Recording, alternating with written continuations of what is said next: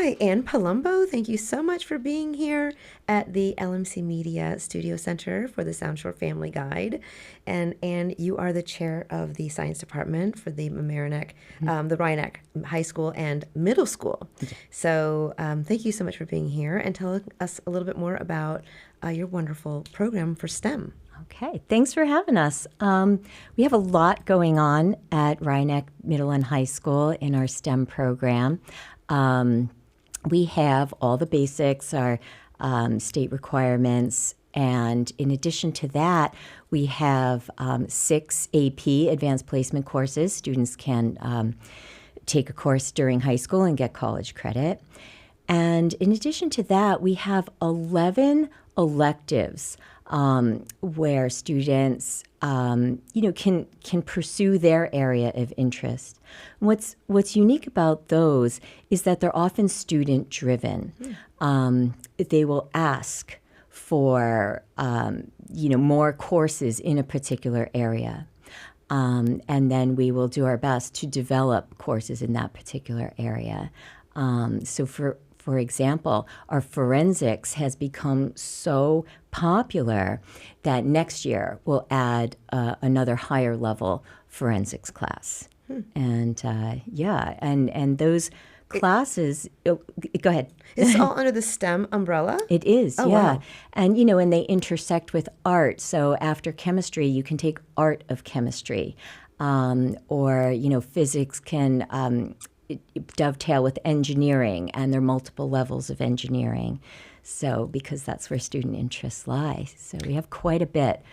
And this is all, because you really kind of developed your STEM program a few years ago with a new wing and a new area. So what's that like? Yeah, so the community has supported the STEM program to such an extent that we were just jammed in to the spaces, and they floated a bond, and we have 8 brand spanking new classrooms custom built for physics, for chemistry, etc. And in addition to that, we created in those spaces these collaborative spaces so that students can come out of the classroom. And for example, the physics folks, they have these big sliding glass doors. They open the doors and they set up their physics experiments and roll things down the hall. And it just leads to a lot of excitement to use that space. And then we use that space, for example, yesterday to invite the middle schoolers in to the high school space. And they did their middle school fair. We added some of the high school projects as well. High schoolers came and stopped by and encouraged them, and it all dovetails together. The middle school and the high school is one building, correct? It is one building with sort of separate areas. And by building this new STEM wing, it is dedicated to the high school, but what that also did is it allowed us to move out of some middle school science spaces, and now our 7th grade and 8th grade have real science labs that they work in every day. Yeah. And you were mentioning, the students, a lot of it's student driven and parent driven, I guess, as well. Yeah. And you just mentioned they participate in clubs, and they have ideas about maybe participating as well with the lower school and being mentors. So what's that connection like? Yeah. So the students have a lot of ownership. And so one of the ways they can do that is they can have a couple of people and peers who are interested in something, and they'll come to us and say, we would like to lift this thing. We have this idea.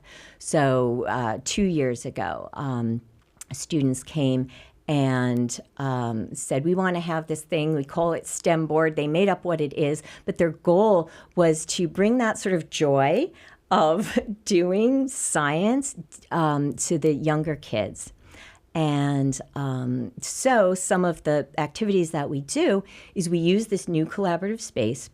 The high schoolers work for a while to set up fun, interesting experiments.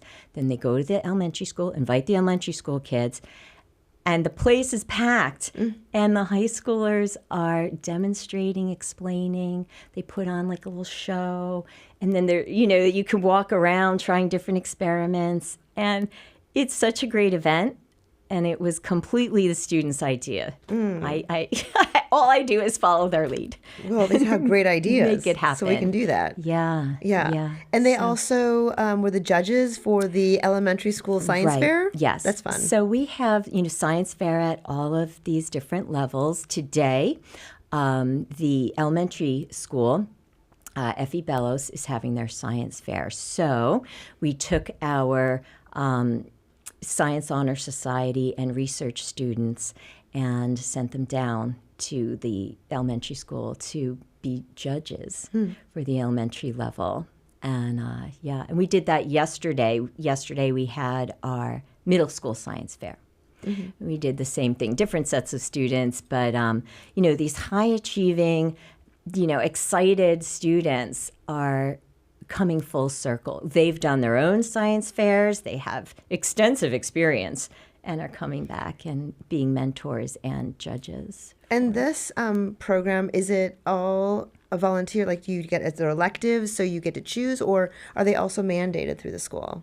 So something like that, or these are all clubs. The Science National Honor Society, STEM Board, Science Olympiad, where we go out and compete, building things, and it's crazy. These are all after-school clubs, completely voluntary.